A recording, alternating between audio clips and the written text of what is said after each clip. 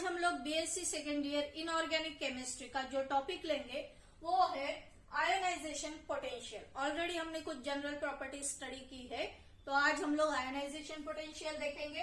पहले डेफिनेशन देखेंगे, definition wise ionization potential क्या होता है वो देखेंगे। आयोनाइजेशन पोटेंशियल को ही आयोनाइजेशन एनर्जी बोलते हैं। The amount of energy required to remove the most loosely electron from the isolated gaseous atom of an element to produce a cation is known as ionization potential of that element। ठीक है, जो भी energy लगती है, most loosely bound electron कौन रहेगा? जो outer most shell में रहेगा, जिसके ऊपर न्यूक्लियस का फोर्स ऑफ अट्रैक्शन जो है वो कम रहेगा। ठीक है, क्योंकि वो आउटर मोस्ट ऑर्बिटल में है, इसीलिए। तो ये इलेक्ट्रॉन अगर रिमूव करना है, ठीक है, तो जो भी एनर्जी लगेगी that is called as ionisation potential. तो जितना फोर्स ऑफ अट्रैक्शन है न्यूक्लियस और इलेक्ट्रॉन के बीच में, ठीक है, उससे थोड़ा ज्यादा फोर्स अगर लगाएंगे, एनर्जी अगर लगाएंगे, तो ये जो इलेक्ट्रॉन है वो रिमूव हो जाएगा। तो ये स्टडी जो है वो स्पेशली गैसियस एटम में ज्यादा ये स्टडीज की गई है। तो इसीलिए अकॉर्डिंग टू डेफिनेशन अगर देखते हैं तो the amount of energy required to remove most loosely bound electron from isolated gaseous atom of an element to produce a cation. ठीक है, अगर इलेक्ट्रॉन रिमूव हो गया तो नेचुरली पॉजिटिवली चार्ज आयन जो है वो फॉर्म होगा, क्योंकि एक इलेक्ट्रॉन उसका निकल गया है। जरूरी नहीं है ये आउटर मोस्ट का, अगर एक इलेक्ट्रॉन आउटर मोस्ट शेल में है, वो इलेक्ट्रॉन का अगर लॉस भी हो गया तो जो इनर शेल है अगर उसमें भी अनपेयर्ड इलेक्ट्रॉन है तो उसका भी लॉस होता है। तो जो पहली शेल में से अगर एक इलेक्ट्रॉन निकल रहा है उसके लिए जो एनर्जी लगती है उसे बोलते हैं फर्स्ट आयोनाइजेशन एनर्जी। उसके बाद अगर इनर शेल में इलेक्ट्रॉन प्रेजेंट है उसे रिमूव करना है, ठीक है, उसे अगर रिमूव करना है तो जो एनर्जी लगेगी वो सेकेंड आयोनाइजेशन एंथैल्पी। अभी ये जो आयोनाइजेशन एंथैल्पी है, जनरली बहुत से फैक्टर है कि जिसके ऊपर आयोनाइजेशन एनर्जी की वैल्यू डिपेंड रहती है। उसमें से कुछ फैक्टर डिस्कस करेंगे, जैसे साइज ऑफ एटम। अभी ये जो एटम का स्ट्रक्चर है इसमें 1, 2, 3 शेल है, सेंटर में न्यूक्लियस है। ठीक है, अगर साइज और इंक्रीज कर दिया और एक अगर शेल ऐड कर दी तो उसमें जो भी इलेक्ट्रॉन रहेगा, और एक अगर शेल यहाँ ऐड कर दी तो वहां जो इलेक्ट्रॉन प्रेजेंट रहेगा, न्यूक्लियस का फोर्स ऑफ अट्रैक्शन उसके ऊपर कम रहेगा। ठीक है, मतलब जितना ज्यादा साइज बढ़ता जाएगा उतना न्यूक्लियस का फोर्स ऑफ अट्रैक्शन जो है वो आउटर मोस्ट इलेक्ट्रॉन के ऊपर कम होता जाएगा। तो इसका जो रिलेशन है कि अगर साइज इंक्रीज होता है तो आयोनाइजेशन एंथैल्पी की वैल्यू क्या होगी? डिक्रीज होगी। So if the size increases then ionisation potential decreases. Naturally अगर छोटा साइज है तो जो भी इलेक्ट्रॉन प्रेजेंट रहेगा उसके ऊपर न्यूक्लियस का फोर्स ऑफ अट्रैक्शन ज्यादा रहेगा, तो उस केस में आयोनाइजेशन पोटेंशियल की वैल्यू ज्यादा रहेगी। सेकेंड और एक फैक्टर डिस्कस कर लेते हैं। सेकेंडली अगर हम देखते हैं तो electronic configuration. Electronic configuration, electronic configuration में एक बात याद रखो कि हाफ फील्ड और कंप्लीटली फील्ड अगर ऑर्बिटल्स होते हैं तो उसमें आयोनाइजेशन पोटेंशियल की वैल्यू ज्यादा रहेगी या कम रहेगी, कैसे डिसाइड करेंगे? सपोज एक एग्जांपल ले लेते हैं, जैसे हाफ फील्ड का एक क्रोमियम का एग्जांपल ले लेते हैं। क्रोमियम का कॉन्फ़िगरेशन क्या होता है? AR, यहाँ 3D5 4S1। ठीक है, अगर ये एक इलेक्ट्रॉन निकल गया तो यहाँ 3D5 रहेगा, मतलब ये हाफ फील्ड है। तो एक इलेक्ट्रॉन अगर निकल गया, ठीक है, एक इलेक्ट्रॉन निकल भी गया तो ये कैसे स्टेबल हो जाएगा? तो वो क्या प्रिफर करेगा कि जल्दी से ये इलेक्ट्रॉन निकल जाए तो इसकी आयोनाइजेशन एंथैल्पी की वैल्यू, मतलब ये कैसा है, स्टेबल ऑर्बिटल है, तो इसकी आयोनाइजेशन एंथैल्पी की वैल्यू कम रहेगी, उसके जो नियर बाय एलिमेंट्स है उससे कम रहेगी। तो यहाँ बताना है कि हाफ फील्ड ऑर्बिटल है क्या नहीं, वो चेक करो। फिर अगर कंप्लीटली फील्ड ऑर्बिटल है, जैसे उसका एक एग्जांपल ले लेते हैं, कॉपर का कॉन्फ़िगरेशन जो है AR3D10, ठीक है, AR3D10 4s1, ये अगर कॉन्फ़िगरेशन है, इसमें क्या होगा, ये जो इलेक्ट्रॉन है ये निकल जाएगा, तो हम बोलेंगे कि फर्स्ट आयोनाइजेशन एंथैल्पी। लेकिन जब दूसरा इलेक्ट्रॉन निकलेगा वो डी ऑर्बिटल से निकलेगा, और ये कैसा है, कंप्लीटली फील्ड है, तो बहुत ज्यादा एनर्जी लगेगी यहां से इलेक्ट्रॉन अगर निकालना है तब, ठीक है। तो हाफ फील्ड और कंप्लीटली फील्ड ऑर्बिटल्स के ऊपर भी आयोनाइजेशन पोटेंशियल की वैल्यू मेनली डिपेंडेंट होती है। अभी अगर कंपेयर करते हैं हमारे पीरियोडिक टेबल में, तो जो एस ब्लॉक एलिमेंट्स है, ये तो हमने डी ब्लॉक का डिस्कस किया, जो एस ब्लॉक एलिमेंट्स है इनसे अगर कंपेयर करते हैं, सपोज एक एलिमेंट कैल्शियम ले लेते हैं, कैल्शियम का इलेक्ट्रॉनिक कॉन्फ़िगरेशन AR और 4s1, ठीक है। तो यहाँ का अगर एक इलेक्ट्रॉन निकल गया, यहाँ का एक इलेक्ट्रॉन अगर निकल गया, तो AR जो है, एरेगॉन जो है, एरेगॉन का नंबर कितना है, 18, यहाँ 2 इलेक्ट्रॉन होते हैं, ठीक है, ये 18 और ये 4s2, मतलब टोटल 20, कैल्शियम का एटॉमिक नंबर 12 थे। तो यहाँ से ये 2 इलेक्ट्रॉन जो है उनका इजीली लॉस हो जाएगा, क्यों, क्योंकि AR मतलब एरेगॉन जो है, नोबल गैस जो है, नोबल गैस कॉन्फ़िगरेशन अगर मिल रहा है तो वो पर्टिकुलर एटम के जो आउटर मोस्ट शेल के इलेक्ट्रॉन है वो इजीली लूज हो जाएंगे, क्योंकि उसे क्या चाहिए, हर एक एटम को क्या चाहिए, स्टेबल इलेक्ट्रॉनिक कॉन्फ़िगरेशन। तो एस ब्लॉक के जो एलिमेंट्स होते हैं वो जनरली उनकी आयोनाइजेशन पोटेंशियल की वैल्यू कम होती है as compare to D block element और ट्रांजिशन एलिमेंट। क्योंकि क्या होता है कि ये जो ट्रांजिशन एलिमेंट है इसके डी ऑर्बिटल में भी अनपेयर्ड इलेक्ट्रॉन होते हैं जिनका लॉस हो सकता है, अगर 4s के चले गए तो डी ऑर्बिटल में से इलेक्ट्रॉन का लॉस होता है। तो ये जो है एलिमेंट, इनका आयोनाइजेशन पोटेंशियल का वैल्यू ज्यादा होता है as compare to S block element, ठीक है। Just have a look on this, फिर हम लोग आगे बढ़ेंगे। सो फ्रेंड्स, मैंने यहाँ 3D सीरीज के एलिमेंट्स लिखे हैं विथ इलेक्ट्रॉनिक कॉन्फ़िगरेशन। अभी हम कंपेयर करेंगे आयोनाइजेशन पोटेंशियल की value. Near by value same ही रहती है 3D सीरीज में, लेकिन जो डिफरेंसेस आते हैं वो हम देखेंगे। जैसे स्कैंडियम का 3D1 4s2, टाइटेनियम का 3D2 4s2, ठीक है।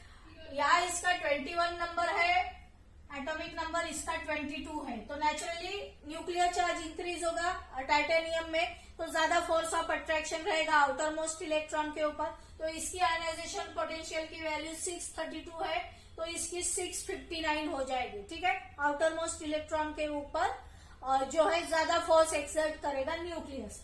फिर हम वैनेडियम, क्रोमियम, मैंगनीज के बारे में देखेंगे। तो क्रोमियम का मैंने ऑलरेडी बताया कि यहाँ हाफ फील्ड ऑर्बिटल है, ये इलेक्ट्रॉन इजीली रिमूव हो जाएगा क्योंकि उसे एक स्टेबल ऑर्बिटल मिल रहा है, तो वो इजीली इलेक्ट्रॉन को रिमूव कर देगा।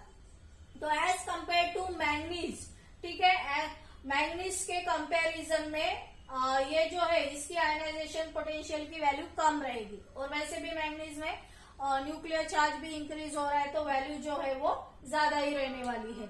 लेकिन क्या होता है कि जैसे ये इलेक्ट्रॉन रिमूव हो गया, एक इलेक्ट्रॉन क्रोमियम का रिमूव हो गया, तो उसे हम फर्स्ट आयोनाइजेशन एंथैल्पी बोलेंगे। तो फर्स्ट आयोनाइजेशन एंथैल्पी की वैल्यू कम होती है, ठीक है, लेकिन सेकेंड आयोनाइजेशन एंथैल्पी की वैल्यू इंक्रीज होती है, क्योंकि 3d5 से अगर एक इलेक्ट्रॉन निकल रहा है तो बहुत ज्यादा एनर्जी लगेगी वो इलेक्ट्रॉन रिमूव करने के लिए। तो as compare to vanadium and manganese also second जो है आयोनाइजेशन एंथैल्पी की वैल्यू हाई रहेगी, ठीक है। तो इस तरह से फिर और आगे बढ़ेंगे तो और न्यूक्लियर चार्ज जो है वो इंक्रीज होता जाता है, तो आयोनाइजेशन पोटेंशियल की वैल्यू इंक्रीज बताएगी। लास्ट के जो एलिमेंट है जैसे कॉपर और जिंक, कॉपर और जिंक में क्या है कि ये जो है 3d10 और ये भी है 3d10 और यहाँ 4s1 इलेक्ट्रॉन है और यहाँ 4s2 इलेक्ट्रॉन है। तो लास्ट के एलिमेंट्स है तो नेचुरली आयनाइजेशन पोटेंशियल की वैल्यू ज्यादा ही रहेगी क्योंकि न्यूक्लियर चार्ज कॉन्स्टेंटली इंक्रीज हो रहा है।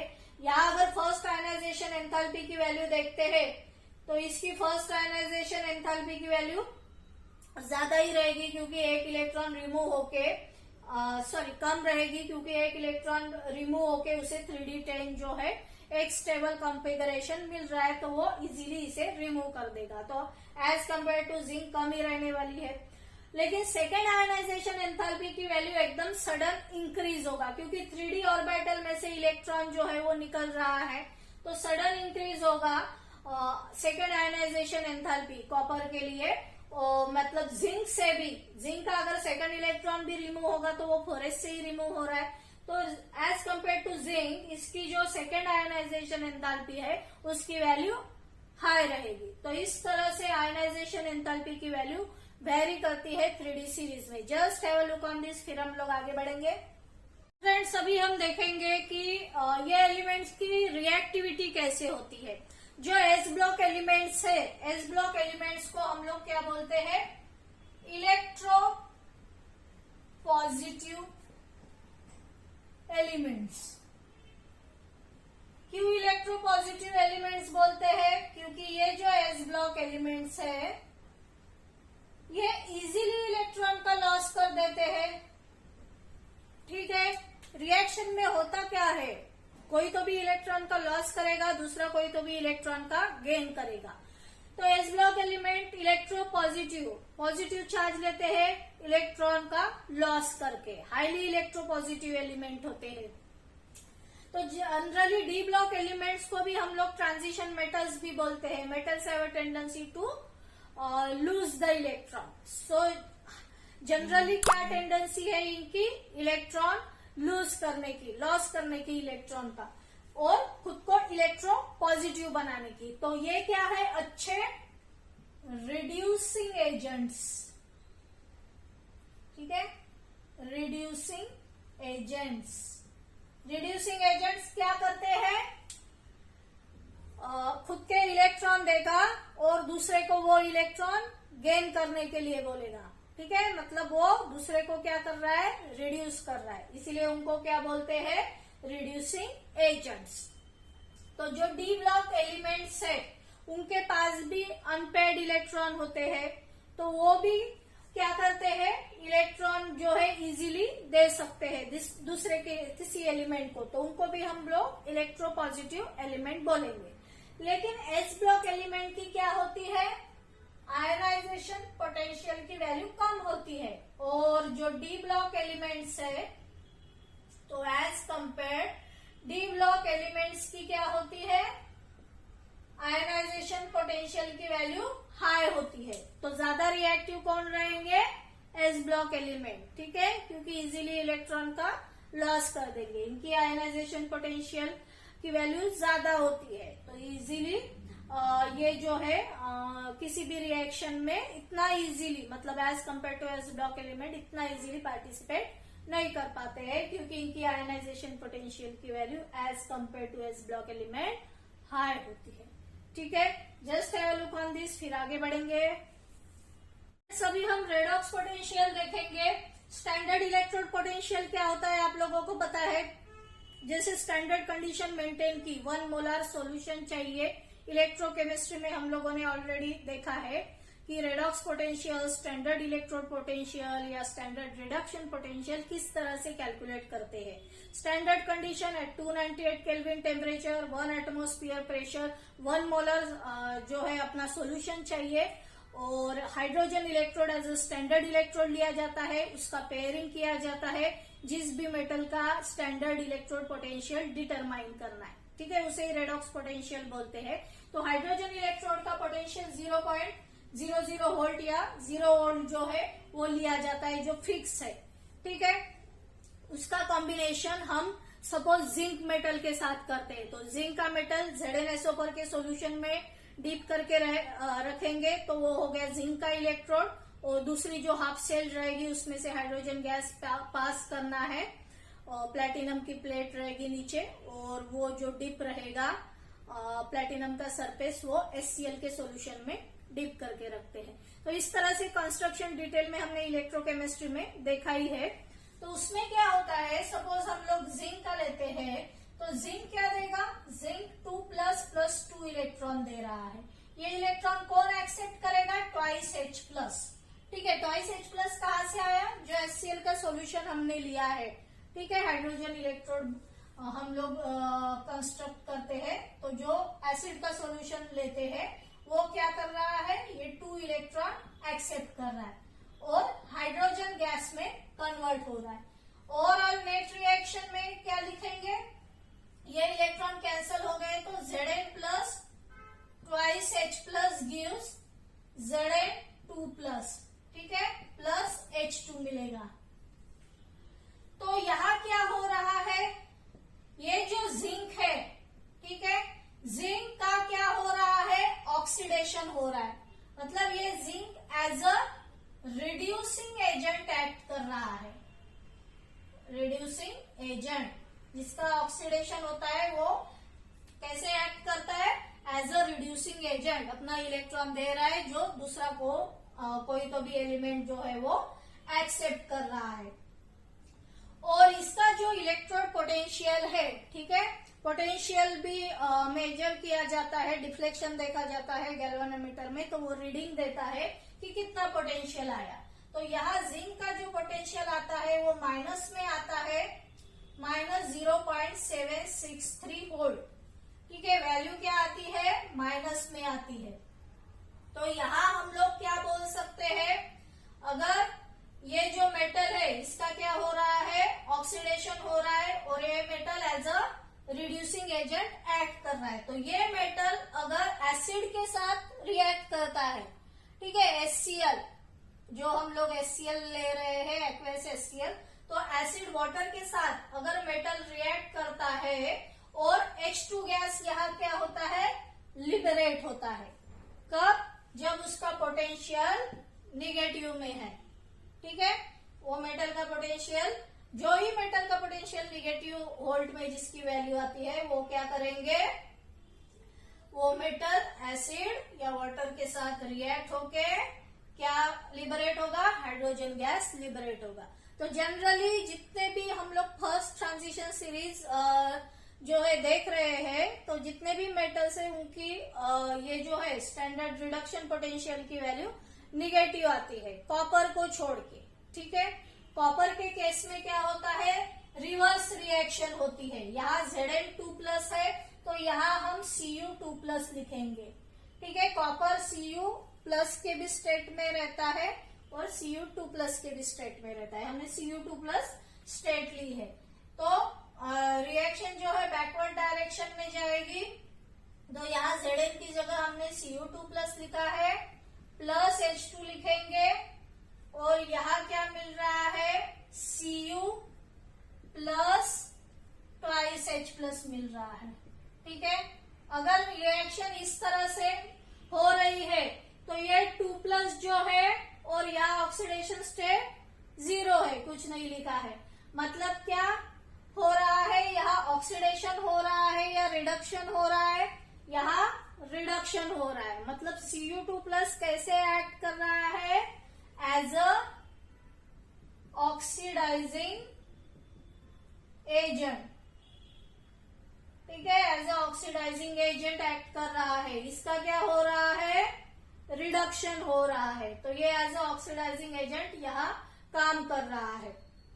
तो इसका मीनिंग क्या है कि ये जो एलिमेंट है, ये जो कॉपर है वो किसी भी एसिड या वाटर के साथ रिएक्ट होके हाइड्रोजन गैस नहीं देगा, और इसका जो पोटेंशियल है या E0 की वैल्यू है वो आती है पॉजिटिव में, पॉजिटिव 0.33 वोल्ट। तो इसका मीनिंग क्या है कि जिसके पोटेंशियल की वैल्यू जो है पॉजिटिव में आती है वो मेटल एसिड वाटर के साथ रिएक्ट होके हाइड्रोजन गैस लिबरेट नहीं करता। ठीक है, so just have a look on this, फिर आगे देखेंगे। सो स्टूडेंट, अभी हमने थेरोटिकली देखा कि किस तरह से अगर इलेक्ट्रोड पोटेंशियल की वैल्यू निगेटिव में आती है तो वो मेटल आयंस क्या करते हैं, हाइड्रोजन गैस लिबरेट करते हैं। लेकिन प्रैक्टिकली एक्सपेरिमेंटली देखा गया कि मैग्नीज के अलावा जितने भी मेटल्स आयंस है वो एसिड और वाटर के साथ रिएक्ट होके जो है हाइड्रोजन गैस लिबरेट नहीं करते, क्योंकि उनके ऊपर एक टाइप की मेटल ऑक्साइड की layer as a protective layer जो है वो बन जाती है, और इसके लिए वो जो है हाइड्रोजन गैस लिबरेट नहीं कर पाते हैं। क्योंकि जब मेटल आयंस जो है ये जो ट्रांजिशन एलिमेंट के जितने भी मेटल्स आयंस है या मेटल्स है, उनकी एक तो आयोनाइजेशन पोटेंशियल की वैल्यू ज्यादा रहती है और वेपराइजेशन ऑफ हीट की वैल्यू भी ज्यादा रहती है, और हाइड्रेटिंग पावर भी लो होती है। मतलब अगर वो वाटर में एसिड वाटर में हम लोगों ने डिजोल्व किए तो वो डिजोल्व होना चाहिए, ठीक है। सराउंडिंग एरिया में वाटर के मॉलिक्यूल जो है वो आयन के पास जो है एक हाइड्रेटिंग नेचर होता है कि जो आयंस है वो अच्छी तरह से अगर डिजोल्व हुए तो रिएक्शन अच्छे से होती है, तो हाइड्रेटिंग पावर भी कम होती है। तो इसीलिए ये जो मेटल आयंस है ट्रांजिशन एलिमेंट सीरीज के, वो क्या करते हैं कि हाइड्रोजन गैस लिबरेट नहीं कर पाते। तो ये एक्सपेरिमेंटल ऑब्जर्वेशन है। So I hope you understood all these points. So thanks for watching this video.